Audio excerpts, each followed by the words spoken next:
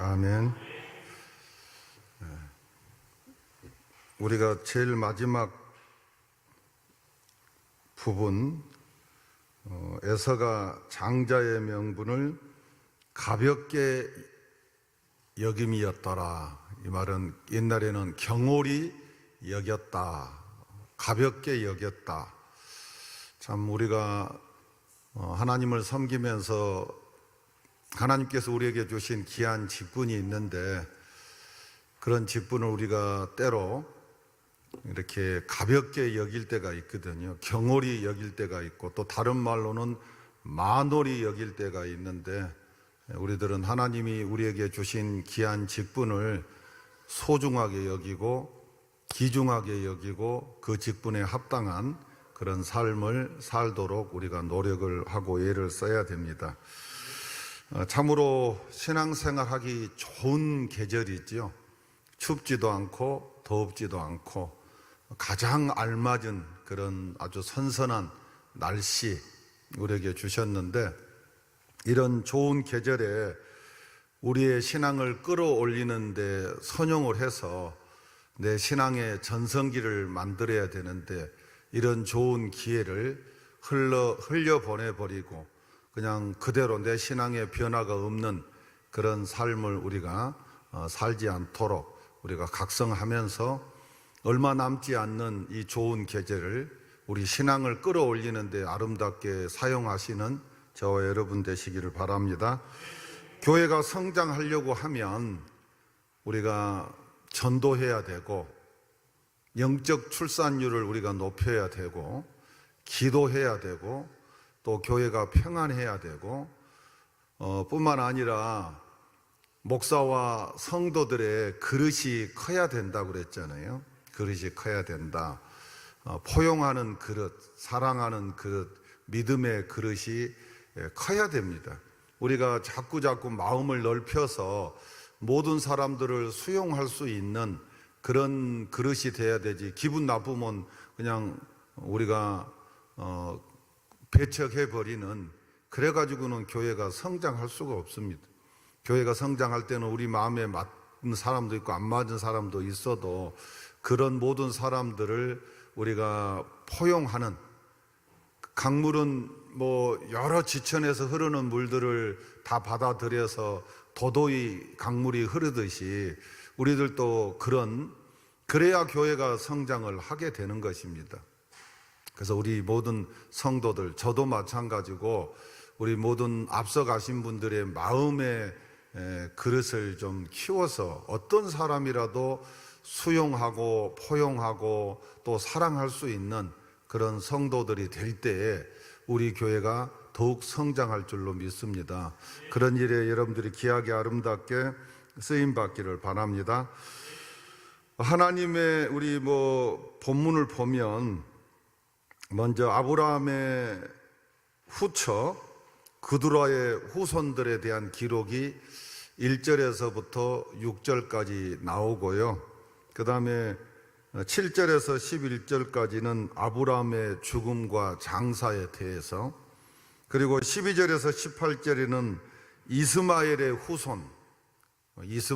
후손이 기록되어 있고, 그 다음에 19절에서 26절은 야곱과 에서의 탄생에 대해서 기록을 하고 있습니다. 그리고 마지막으로 27절에서 34절에는 장자권을 이제 판 에서, 이런 순서로 되어 있는데요. 여기서 우리가 몇 가지 교훈을 다 일일이 다 할 수가 없으니까 몇 가지만 우리가 추려서 생각해 볼 수 있는 것은, 첫 번째는 하나님의 창조 질서나 원리를 깨면 안 된다는 사실을 우리에게 밝혀주고 있습니다. 하나님의 창조 질서, 그리고 창조의 원리를 깨서는 안 된다. 우리가 차별금지법을 반대하는 이유가 어디에 있습니까? 사람들은 잘 이해를 못하죠. 차별금지법, 그러니까 차별 없는 세상을 만들려고 하는데 기독교가 반대한다? 이렇게 하면서 오해를 하는데, 절대 교회가 차별하자는 게 아니에요. 기독교의 기본 정신, 예수 그리스도의 기본 정신은 차별 없는 세상을 만드는 거잖아요.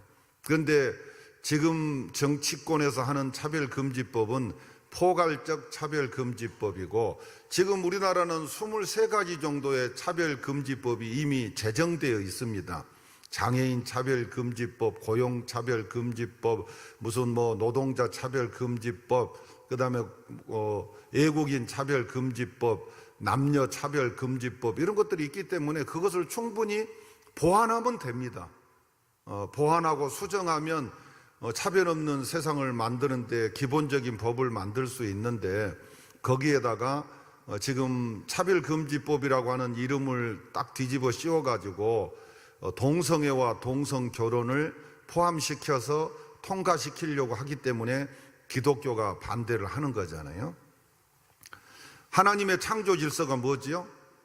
남자가 독처하는 것이 좋지 못하므로 돕는 배필로 여자를 만들었다. 그래서 남자가 부모를 떠나 아내와 여자와 연합하는 것이 가정을 이루는 가장 기본적인 질서잖아요. 그런데 그런 질서를 깨버리겠다는 거잖아요. 남자와 남자끼리, 여자와 여자끼리 이렇게 그런 참, 그렇게 되면은 창조 질서가 깨질 뿐만 아니라 가정 질서도 무너지고 사회 질서도 무너져서 정말 이 세상이 이제 마지막 길로 치닫게 되는 것이죠. 소돔과 고모라에 보십시오. 소돔과 고모라의 그 천사들이 이제 소돔에 이르러서 롯의 집에 들어갔을 때 소돔 사람들이 막 다 달라들어서 이 집에 온 손님, 남자 손님 내놓으라, 우리가 상간해야 되겠다, 다시 말하면 성폭행해야 되겠다. 그랬을 때 롯이 뭐라고 합니까? 우리 딸이 있는데, 우리 남자를 알지 못한 아주 처녀 딸들이 있는데 내가 그 딸을 줄 테니까 너희들 우리 집에 온 손님을 상간하지 말라 라고 부탁을 해도 아니다 하면서 막 밀쳐내고 그럴 때 천사들이 와서 그들의 눈을 멀게 해서 이제 집 문을 찾지 못하게 하는 그런 우리가 성경 구절을 봅니다. 그렇기 때문에 하나님께서는 더 이상 소돔과 고모라를 유지시킬 이유가 없어졌기 때문에 롯의 가족들을 다 거기에서 나가게 해가지고 소할 땅으로 가게 한 다음에 유황으로 심판을 해버린 거잖아요. 그러니까 지금 우리가 마지막 시대 끝 지점으로 달려가는 그런 일을 정치하는 사람들을 통해서 세상 사람들 마귀는 이루려고 하는 거예요. 마귀는 참 교묘하게 차별금지법이라고 하는 이 틀을 만들어 가지고 그래가지고 그런 법을 만들어서 창조 질서를 깨뜨리려고 하는, 근데 누구를 이용하느냐? 정치하는 이런 사람들, 믿음 없는 불신자들을 이용해서 그런 일을 간철시키려고 하고 있잖아요. 그래서 우리는 목숨 걸고 생명 걸고 막아야 됩니다. 여러분들, 아브라함이 낳은 자녀가 모두 몇 명이죠? 아브라함이 몇 명을 낳았어요? 아신 분? 아브라함이 우리는 쉽게 생각할 때 이삭만 낳은 것으로 생각하는데 제일 먼저 이스마엘을 낳았잖아요. 이스마엘. 하나님이 자녀 준다고 네 몸에 날 씨가 네 후손이 될 것이라고 하니까 인간적인 방법을 동원해가지고 그래가지고 엉덩이를 한번 탁 치고 그렇다. 그래가지고 사라의 여종 하가를 취해가지고 네 몸에서 날 씨가 바로 네 후손이 될 것이다 하니까 나는 이미 경수가 끊어져서 아기를 낳을 수 없으니까 하나님이 내 여종을 통해서 이렇게 씨를 주시려고 한 거, 인간적인 방법이지요. 하나님께서는 경수가 끊어졌다 할지라도 능치 못함이 없으신 하나님이신 것을 그들에게 보여주시기 위해서 그런 상황 속에서도 하나님은 침묵하시고 응답하지 않고 그 다음에 인내하면서 기다리도록 했지만 인간 아브람, 믿음의 조상이라고 하는 아브람도 그것을 인내하지 못하고 기다리지 못하고 결국은 인간적인 방법을 동원해 가지고 이제 하갈과 동침해서 난 아들이 이스마엘이잖아요. 이스마엘은 태어나서는 안 될 아이가 세상에 어떻게 보면 태어나게 된 것이죠. 그런 다음에 이제 하나님이 사라를 통해서 이삭을 주었고 그 다음에 이삭이 태어나고 나서 그 아내가 일찍 죽었잖아요. 아브라함이 137세 정도 됐을 때 127세로 이제 사라가 죽게 된 것이죠. 그래서 사라가 죽은 다음에 그두라라고 하는 여인을 취해가지고 또 자식을 낳게 됩니다. 그 자식들이 오늘 본문에 나왔는데 6명입니다. 그러니까 아브라함 총 낳은 사람 몇 명이에요? 8명이 됐죠.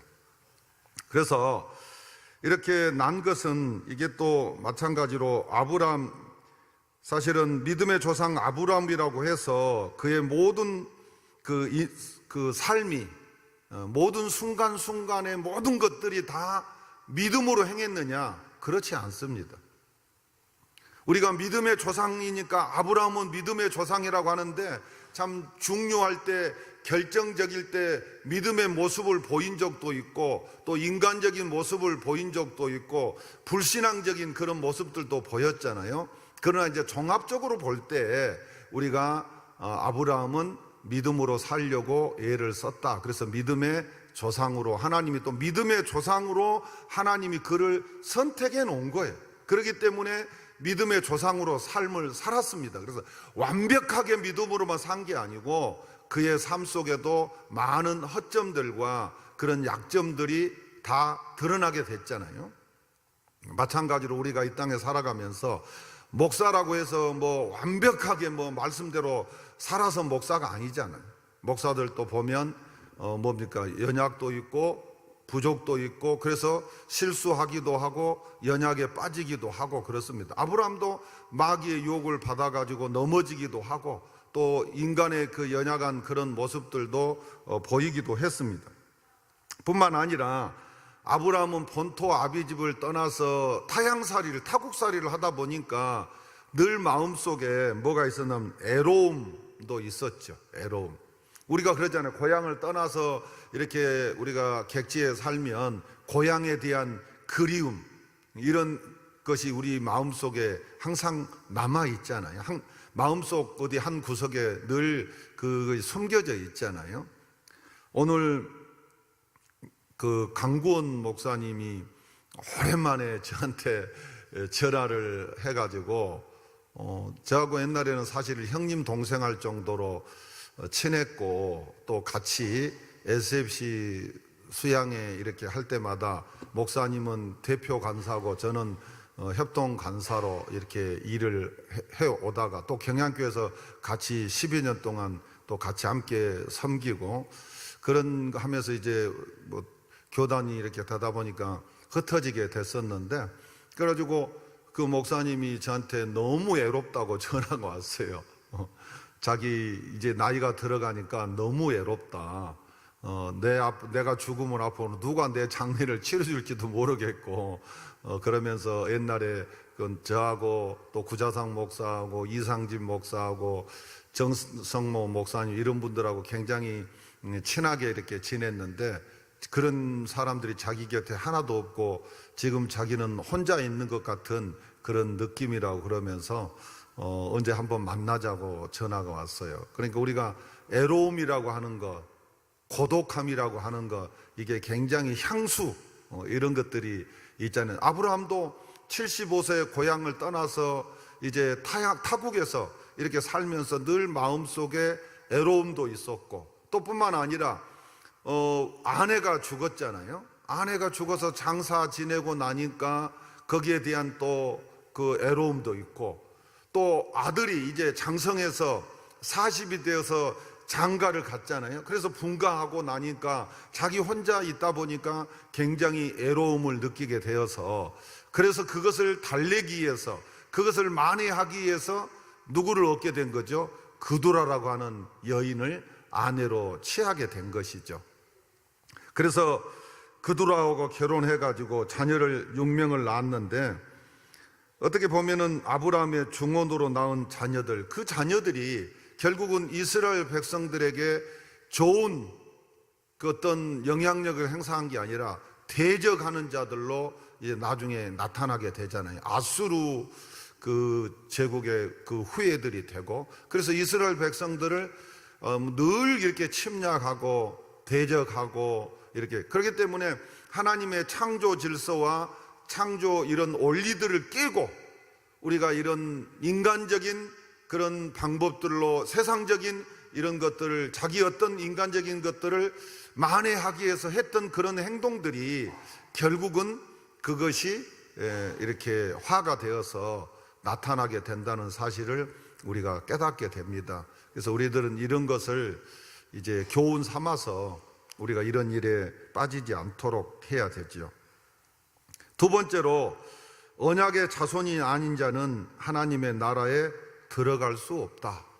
더 쉽게 노골적으로 얘기하면 하나님의 선택된 창세전에 예수 그리스도 안에서 하나님의 기쁘신 뜻대로 선택된 자기 백성들 외에는 하나님의 나라에 들어갈 수가 없다. 믿습니까? 하나님이 선택해 놓은 사람만 하나님 나라에 들어가는 거예요. 그 선택해 놓은 사람들만이 때가 되면 하나님이 찾아가서 성령이 그 사람들의 마음을 움직이고 적용시켜서 구원을 적용시켜서 예수 그리스도를 믿게 해가지고 하나님의 자녀로 만들어서 천국 백성 만들어서 천국으로 가게 하는 것이지, 하나님의 백성이 아닌 사람이, 선택되지 아니하는 사람이 무슨 뭐 그들이 착하게 살아봐야 되겠다 해서 교회 와가지고 그냥 그들이 믿어서 무슨 천국 갈 수 있느냐? 없다 이것입니다. 그래서 당시의 풍속에는 자기에게, 그 서자에게는 재산 상속권이나 가문 계승권이 전혀 없었다. 서자. 그러니까 그 구도라들 자녀들은 다 서자들이잖아요. 에서도 서자. 적자는 누구 하나뿐이죠? 이삭 하나뿐이죠. 제가 어렸을 때만 해도 이렇게 동네가 크니까 제각이 3개가 있었어요. 오시 제각이 제일 크고 오시들이 제일 많이 사니까, 그 다음에 또 오시 중에도 평해의 오시가, 평안 오시가 있어가지고 우리는 평해 오시라고 그랬는데, 그 평해 오시가 또 제각이 있었고 김씨들도 또 제각이 있었고, 그런데 제각에서 제사를 지내게 되면 시제를 지내잖아요. 시제를 지내게 되면 이제 그 적자들은 위에 올라가서 제사를 지내게 되고 서자들은 문지방에 서가지고 제사를 참여할 수 있는, 절도 못하고 뭐 그런 것을, 그래갖고 서자들의 그 서러움 이야기들을 어렸을 때 자라면서 많이 들었어요. 그래서 서자들이 이제 그것을 이를 악물고 사람 취급도 받지 못하고 이런 것들 때문에 더 열심히 공부하고, 그래서 서자들이 더 많이 출세를 하는 그런 그 이야기들을 들으면서 우리가 자랐는데요. 성경에서도 그렇다 이거죠. 서자들. 그러나 아브라함은 서자들에게, 아까 서자들은 재산 상속권도 없고 그 다음에 가문 계승권도 없다고 그랬잖아요. 그런데 성경의 본문에 보니까 아브라함은 그 서자들에게 적당한 재산을 분배했다라고 이렇게 얘기를 하고 있습니다. 그것은 일종의 아브라함의 부성애라고 할 수 있고, 그 다음에 아브라함이 자기 그 서자들에게 재물을 주어서 자기 생전에 그들을 이삭을 떠나 동방으로 가게 했습니다. 동방으로. 미리 재산을 나눠줘가지고 그냥 동쪽으로 떠나게. 그래가지고 동쪽으로 떠나게 한 그 이유가 뭐냐면 2가지 이유인데, 첫째 이유는 아브라함이 죽은 후에 재산 상속으로 인한 갈등을 사전에 예방하기 위해서.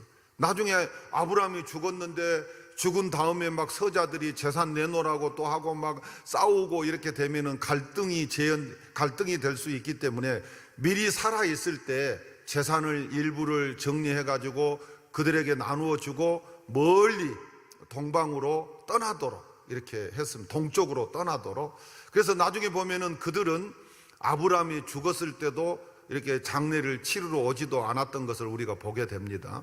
그 다음에 이제 에서는 그래도 아마 그 이스라엘 저쪽 근처에 살았었는지 에서와 이삭이 아브라함의 장례를 치렀다고 성경의 본문에 기록을 하고 있습니다. 여하튼 동방으로 떠나게 한 것은 재산 상속으로 인한 갈등을 미리 막기 위한 것이고, 또 하나는 자신의 사후에 언약의 계승자 이삭이 아무 탈 없이 가나안 땅을 이렇게 기업으로 상속받을 수 있도록. 그러니까 결국은 이 가나안 땅을 상속받을 사람은 누구밖에 없는 거죠? 이삭밖에 없다. 나머지 사람들은 상속자가 아니다. 그렇기 때문에 미리 재산을 분배해 가지고 떠나도록 아브라함이 그렇게 했다. 그래서 이거 영적으로 보면은 결국은 가나안 땅을 상속받을 수 있는 사람은 이삭뿐이었던 것처럼 하나님의 영적인 가나안인 천국에 들어갈 수 있는 사람도 바로 하나님 예수 그리스도로 말미암아 창세전에 선택된 하나님의 백성들만이 이제 하나님의 나라를 유업으로 받을 수 있고 들어갈 수 있게 된다. 어떤 특정 집단에 들어가야 우리가 무슨 구원을 받고 하나님의 나라에 가는 것이 아니고 이미 하나님이 창세전에 선택된 사람들, 선택되지 않는 사람은, 유기된 사람은 같은 뱃속에 태어났다 할지라도 아브라함의 씨라 할지라도 선택된 사람은 가나안 땅을 상속을 받고 선택되지 못한 사람은 가나안 땅을 선택받지 못하고 동방으로 떠나야 된 것 마찬가지로 하나님의 선택되지 않는 사람은 하나님의 나라에 들어갈 수 없다. 선택된 자만이 천국을 기업으로 받을 수 있고 그 천국을 누릴 수 있다는 것을 우리에게 보여주고 있습니다. 고린도전서 15장 50절을 다 같이 보지요. 형제들아 내가 이것을 말하노니 혈과 육은 하나님 나라를 이어받을 수 없고 또한 썩는 것은 썩지 아니하는 것을 유업으로 받지 못하노라. 만약에 예를 들어서 그 에서라든지 그두라의 모든 자녀들도 아브라함의 후손이기 때문에 가나안 땅을 상속받을 수 있다. 아니다 이것입니다. 아브라함의 씨로 말미암아서 태어났다 할지라도 여기서 혈과 육은 하나님의 나라를 이어받을 수 없다. 이어받을 수 없다. 뿐만 아니라 우리가 썩을 것, 이 육신을 가지고는 천국에 갈 수 없다. 그리고 우리가 천국을 상속받을 수 있는 몸은 뭐지요? 부활의 몸이고 그 다음에 어떤 몸이죠? 변화된 몸. 예수님이 재림할 때 호련히 변화된 몸, 그 몸만이 우리가 천국을 상속받을 수 있지 우리가 이 육신의 몸을 가지고는 절대로 천국을 상속받을 수 없다. 이렇게 하나님 말씀을 하고 있습니다. 그 다음 베드로전서 1장 3절에 우리 주 예수 그리스도의 아버지 하나님을 뭐 하자요? 찬송하자. 찬송하리로다. 찬송해야 된다 이것입니다. 그 이유는 뭐냐면 그의 많으신 긍휼대로 예수 그리스도를 죽은 자 가운데서 부활하게 하심으로 말미암아 우리를 뭐 했어요? 거듭나게 했다. 예. 우리를 거듭나게 했다. 거듭나게 하신 하나님을 우리는 뭐 해야 돼요? 찬송하면서 살아야 돼요.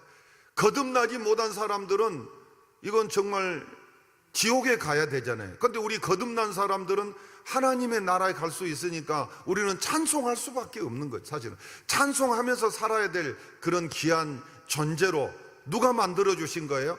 하나님이 만들어 주셨다. 이게 우리 노력으로 된 게 아니고 하나님이 우리를 거듭나게 해 주셔가지고 천국을 소망하면서 살아가게 했기 때문에 우리들은 찬송하면서 살아가야 되고 이 세상의 것들은 우리가 지지 못하고 누리지 못한다 할지라도 이미 우리들은 더 세상 것보다 훨씬 더 좋은 천국을 우리에게 주셨기 때문에 우리는 그 천국을 소망하면서 우리가 살아가야 되고요.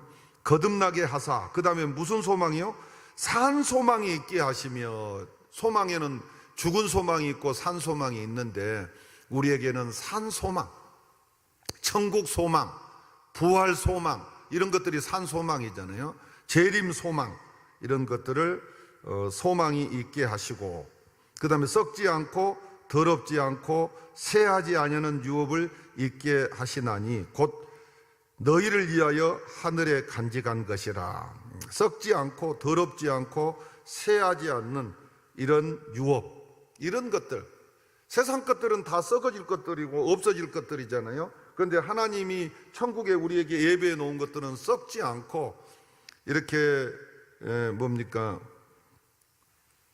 새하지 않고 더럽지 않는 그런 것들을 하나님이 우리에게 뭘로 주신다고요? 우리에게 유업으로 주신다.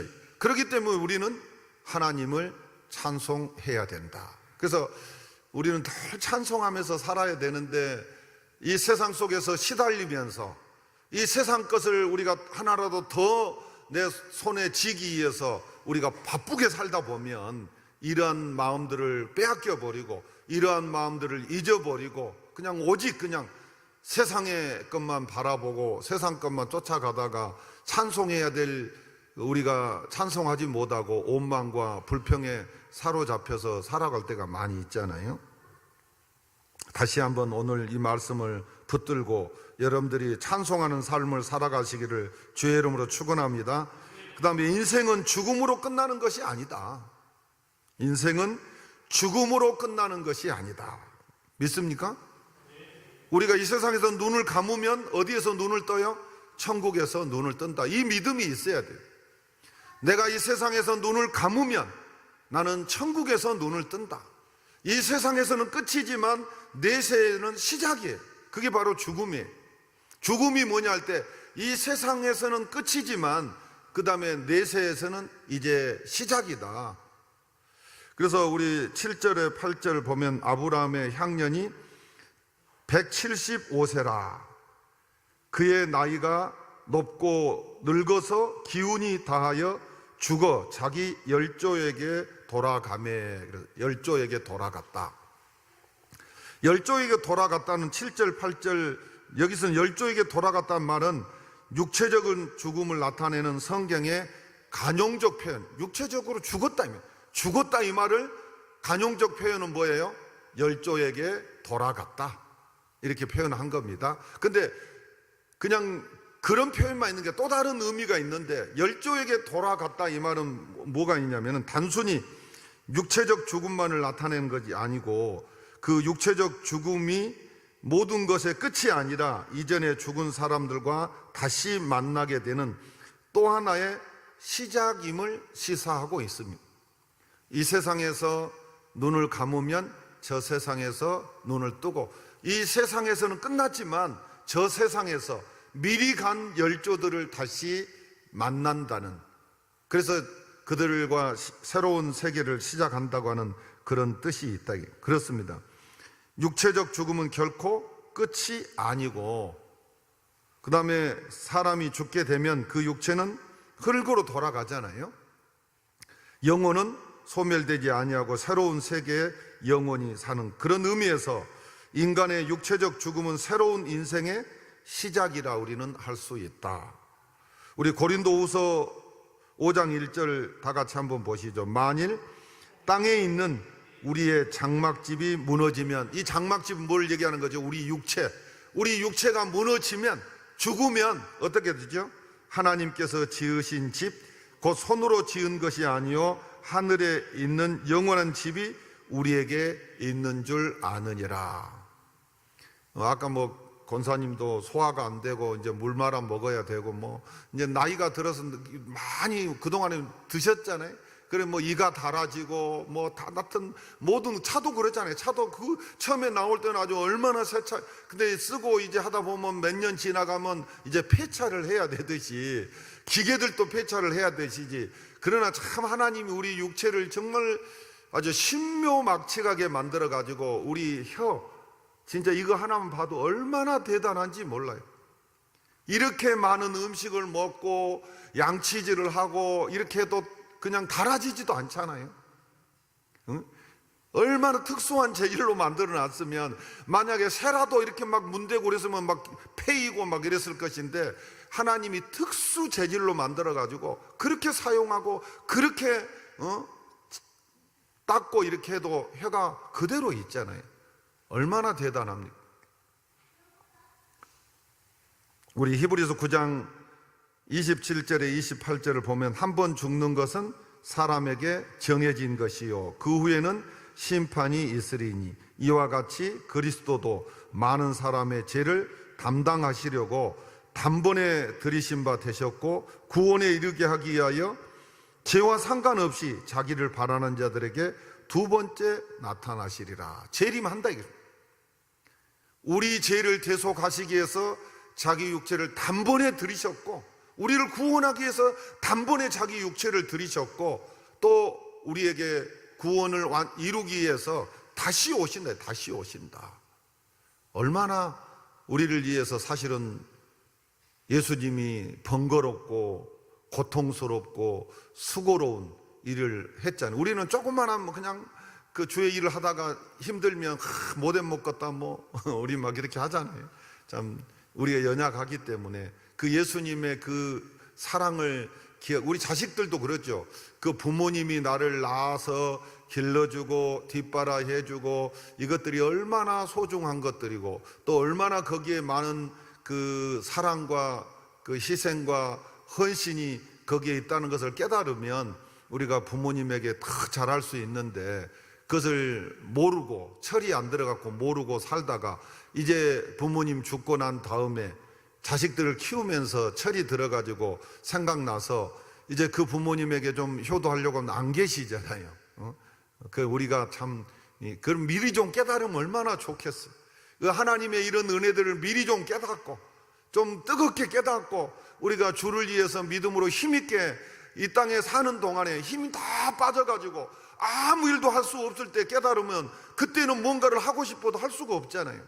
건강할 때 깨닫고 우리가 바른 믿음을 가지고 정말 이 땅에 사는 동안에 하나님을 멋지게 섬기다가 하나님 앞에 당당하게 서야 되는데, 그런데 그런 좋은 시간들, 귀중한 시간들 다 흘려보내고, 그리고 이제 이빨 빠지고 다리에 힘도 없어지고 허리도 꼬꾸라지고, 그때서 이제 하나님의 은혜를 뜨겁게 깨달아가지고 느껴가지고 뭔가 주를 하려니까 아무것도 할 수가 없는 거예요. 그러기 전에 기회를 주었을 때, 우리가 일할 수 있는 그런 기회를 주었을 때 우리가 멋지게 주님에게 쓰임받기를 주의 이름으로 축원합니다. 나중에 내가 쓰임받기를 원하지 말고 지금 당장 부족한 상태로 우리가 하나님 앞에 쓰임받는 사람이 복된 사람인 것입니다. 참고로 아브라함의 죽음은 언약 1세대의 종결을 의미합니다. 언약 1세대가 아브라함이잖아요. 그 다음에 동시에 새로운 언약의 계승권자의 출발을 의미하는 것. 구속사 무대에서 아브라함의 임무가 끝나고 이제 그 임무가 이삭과 야곱에게로 옮겨져 가고 있습니다. 성경 역사는 하나님께서 인간과 더불어 통시적으로 섭리하는 인류 구원의 역사입니다. 인류 구원의 역사. 따라서 각 시대마다 주역이 있기 마련이다. 주역이 있지요. 주역이 있습니다. 또한 시대의 흐름과 더불어 주역도 뭐하죠? 교체되잖아요. 나라 대통령도 그러잖아요. 대통령 그 다음에 또 바뀌고 또 새로운 이렇게 주역들이 있고 그 또 주역이 또 시간이 지나가면 바뀌고 이렇게 하더니, 저도 이제 목회하고 만약에 정년이 연장 안 되고 그러면 70세가 되면 저도 은퇴해야 돼요. 은퇴 안 하면 하나님이 데려가더라고요. 막 억지로 법을 어기고 뭘 하려고 하면 하나님이 데려가고, 우리 주변에 보니까 그러더라고요. 그러기 전에도 데려간 사람도 있지만 그런데 순리적으로 하나님의 법에 따라서 순종하면서 하나님의 일을 해야 돼. 내 시대가 끝나면, 모세 시대가 끝나면 그 다음에는 이어서 누가 하죠? 여호수아가 하고, 여호수아가 또 끝나면 그 다음에 사사들이 하고, 사사들이 끝나니까 그 다음에 또 왕들이 나타나서 사울왕, 다윗왕, 솔로몬왕 이렇게 해서 연결이 돼 가잖아요. 아브라함 시대가 1세대 언약의 1세대 아브라함이 끝나고 그 다음에 이어서 이제 이삭과 야곱이 또 그 언약의 계승자가 되어서 하나님의 일을 또 펼쳐가고 있는 것을 봅니다. 여러분들 지난번에 뭐 다 알고 있죠. 역사의 중심은 뭐라고 그랬어요? 역사의 중심은 뭐 해도 모르죠. 이 역사의 수레바퀴, 이 역사의 수레바퀴 이렇게 계속해서 하나님이 붙잡고 운행하고 있는데, 역사의 수레바퀴를 운행하신 분은 누구예요? 하나님. 하나님이 역사의 수레바퀴를 운행하고 저절로 돌아간 게 아니에요. 하나님이 이 역사의 수레바퀴를 붙잡고 지금 운행하고 계십니다. 그럼 역사의 중심은 뭐라고요? 구속사.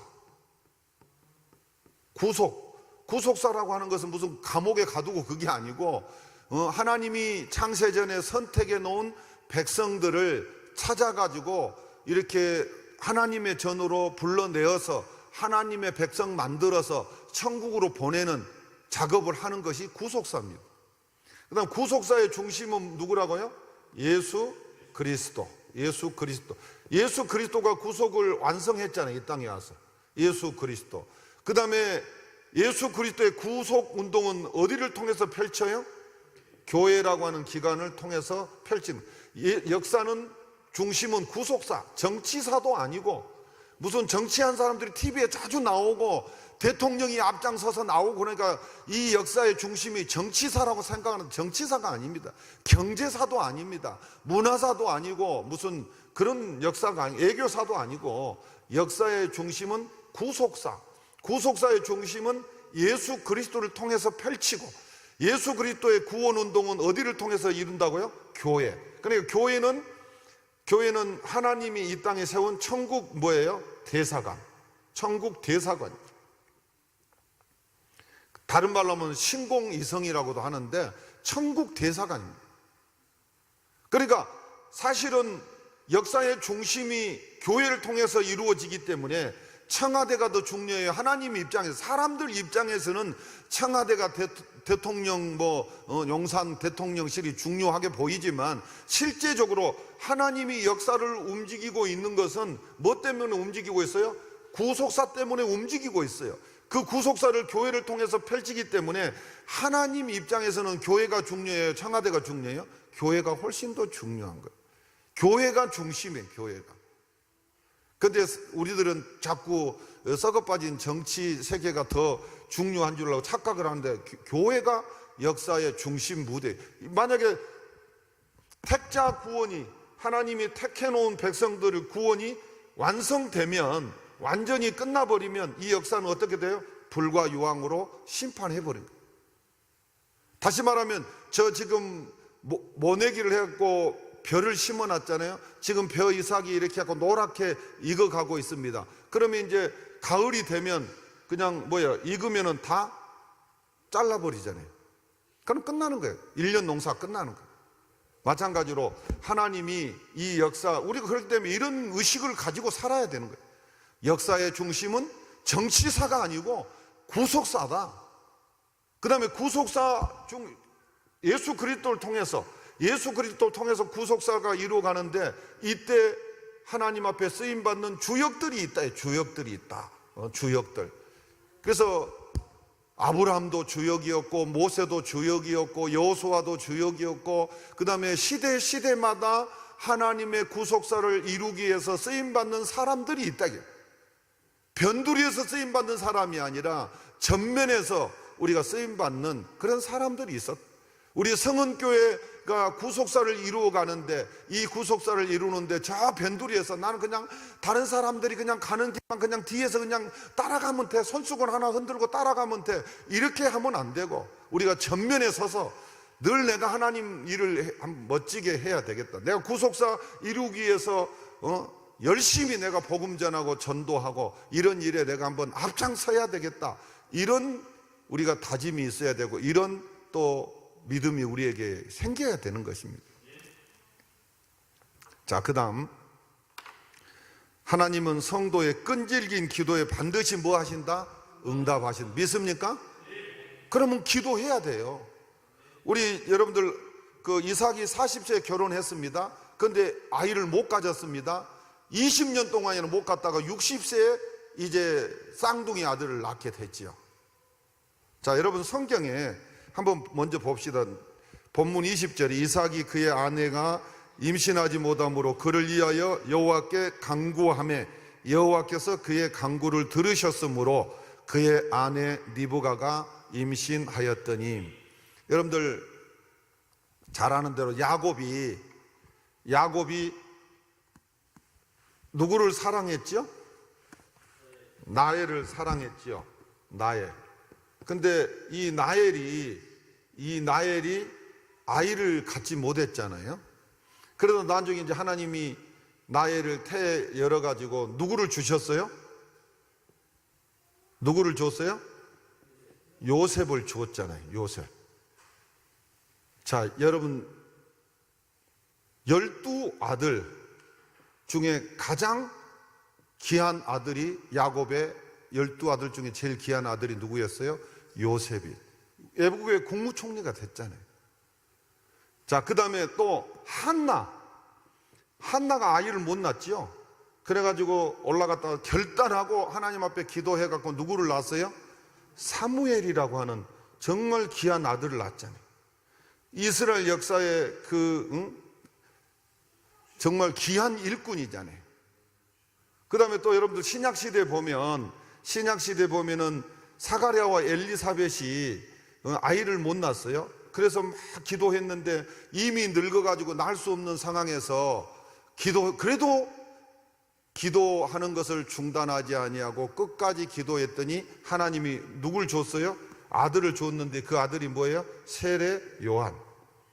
자, 보세요. 이렇게 하나님은 좋은 것을 줄 때 정말 예간장을 다 태우고 주는 거예요. 그래야만이 뭐예요? 소중하게 여기고 귀중하게 여기고 하나님이 나에게 주었다고 알게 되는 거예요. 그냥 덜렁덜렁 줘보세요. 그냥 무엇이든지 주면 아이들 그냥 요즘 귀하지 않게 막 돈을 마음대로 주고 그렇게 원하는 데 주면은 그냥 엄마 아빠가 그냥 은행인 줄 알아요. 그냥 얘기만 하면 주는 줄 알아요. 그러니까 나중에 어려운 일 당하면은 그냥 뭐 하죠?